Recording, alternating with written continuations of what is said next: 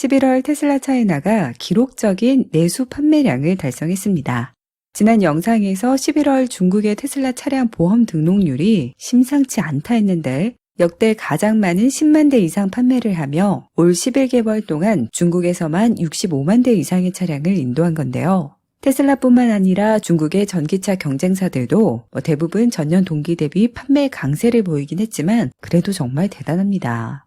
그러나 마지막 4분기인 12월 통상 가장 많은 인도를 하는 테슬라가 기가 상하이 생산량을 최대 20% 줄일 계획이라고 블룸버그, 로이터 등 주요 미디어들이 보도하면서 기쁨도 잠시 주가가 폭삭 주저앉았습니다.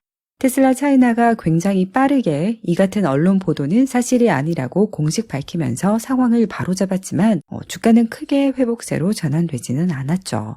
왜 이렇게 테슬라에 루머가 많고 시기 질투가 많은지 최근 테슬라의 성장세만 봐도 충분히 이해가 가는데요. 먼저 유럽. 오늘 발표된 11월 독일 신차 등록 통계 기준으로 테슬라가 독일에서 가장 빠르게 성장한 외제차 기업이라고 합니다. 전년 동기 대비 판매량이 거의 2배 증가하며 이달 2.5% 이상의 시장 점유율을 차지했고 독일 국산차 아우디에 못지않는 성장세로 유럽에서 가장 큰 시장을 빠르게 확보해 가고 있습니다. 스페인에서 모델 Y는 11월 가장 많이 팔린 전기차가 됐는데 2위인 미니 쿠퍼의 거의 3배 이상 판매량 차이를 보였고요. 이보다 앞서 노르웨이에서도 모델 Y가 11월 베스트셀링 EV로 또 2위인 폭스바겐 ID4보다 또 3배가량 많이 판매됐습니다. 프랑스와 덴마크에서는 증가하는 수요를 위해 초대 규모의 복합 서비스 센터를 최근 각각 오픈하기도 했고요. 이 같은 유럽 국가 내 성장은 어제 유럽에 마침내 처음 도착한 모델 S와 X 플레드의 판매와 본격적인 새로운 페인트 컬러의 모델 Y 판매 개시로 더 큰 시너지를 얻지 않을까 싶습니다.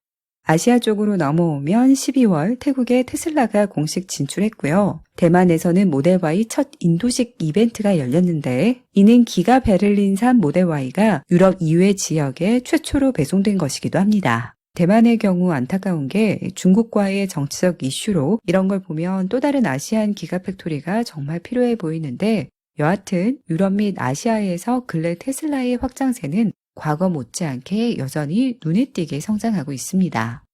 한편 새로운 제품군과 관련한 흥미로운 소식들도 많았는데요. 지난주 초 테슬라가 5년 동안 유지했던 모델 3의 외관 디자인을 비롯해 인테리어 및 성능들을 개선시키는 이 하이랜드 프로젝트에 돌입했다는 루머가 나왔었죠. 주말에 캘리포니아 본사에서 약 1시간 떨어진 곳에서 이 리프레쉬 모델 3의 시제품으로 보이는 차량 2대가 목격됐습니다. 그리고 몇 가지 정황상 사실일 가능성이 매우 유력해 보이는데요. 먼저 번호판이 테슬라 소유 차량으로 밝혀져 테스트 차량임을 알 수 있고 가려져 있긴 하지만 전방 우측 모서리에 이거 내장 카메라로 보이죠. 현재 자율주행 센서 제품군은 범퍼 주변에 사각지대가 있기 때문에 이 지점 주변으로 카메라를 배치 시 보안에 아주 적합하다고 합니다. FSD와 또 차세대 제품인 자율주행 로보택시 등을 고려할 때 이 부분을 개선하지 않을 수 없겠고요. 또 앞뒤로 제조사에서나 쓰는 고품질의 맞춤형 덮개를 헤드라이트 위쪽 유리부터 광범위하게 철저히 덮어놓아 가장 궁금한 디자인의 변화를 알 수 없겠지만 그렇기에 범퍼부터 후드, 헤드라이트,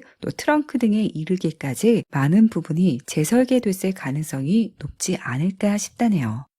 테슬라 특별 전시회가 진행 중인 피터슨 자동차 박물관에서 작은 사이즈의 사이버 트럭으로 보이는 스케치가 전시돼 관심을 모았습니다. 현재 사이버 트럭과는 다르게 투도어 문으로 확실히 현재의 사이버 트럭과는 다른 모습인데요.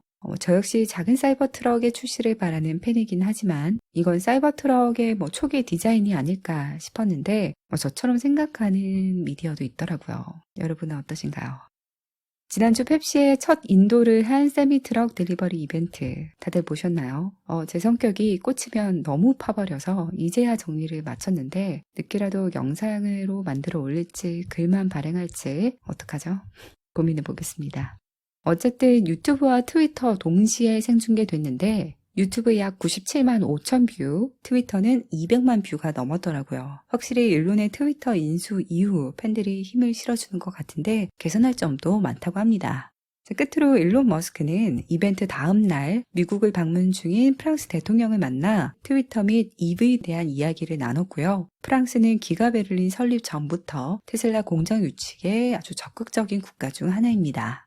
또 주말에 일론은 바이든 대통령 트윗에 답변을 달았습니다. 전국에 50만 개의 충전소를 건설 중이라며 미국 로드트립은 완전히 정기화될 것이라는 트윗에 일론은 아니면 그냥 테슬라 차를 살 수도 있죠 라고 답했고, 이어 테슬라가 충전 커넥터를 오픈해서 이제 다른 전기차들도 테슬라 슈퍼차징 스테이션을 사용할 수 있다고 답했습니다. 이 오픈 커넥터와 관련해서는 이전에 자세하게 다룬 영상이 있으니까 궁금하신 분들은 참고하세요. 그럼 또 다음 뉴스로 찾아뵙겠습니다.